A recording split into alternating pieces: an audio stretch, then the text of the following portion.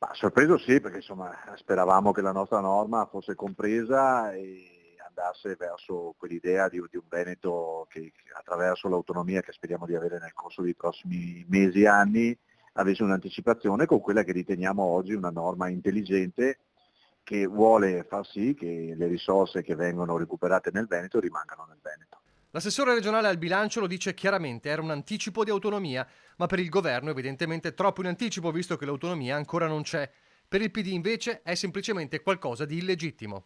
Non si tratta di scorciatoie autonomistiche, ma proprio di attribuzione di risorse che non poteva avere. Dimostra che il Veneto deve fare molti compiti a casa e non abbiamo a che fare come i primi della classe, come dice spesso Zaia. Il governo dice stop, il PD attacca e Zaia e le regioni annunciano ricorso alla Corte Costituzionale. Le prime reazioni di una decisione che fa discutere. Fuoco amico o paradosso, la definizione si applica a entrambi. Perché che sia stato proprio il ministro alla guida del percorso per l'autonomia, Roberto Calderoli, a proporre di impugnare la legge di stabilità del Veneto è un caso che diventa anche politico. Nel mirino c'è l'articolo 10 della legge, disposizioni tributarie per disporre che l'attività di recupero relativo ai tributi regionali, l'IRAP ma anche la quota nazionale dell'addizionale IRPEF, dovrebbe rientrare nelle casse regionali. Insomma, chi si è messo in regola pagando il dovuto all'Agenzia delle Entrate deve versare quei soldi al Veneto, non a Roma. Cifre pesanti dai 20 ai 30 milioni all'anno, ma per il governo è una soluzione anticostituzionale.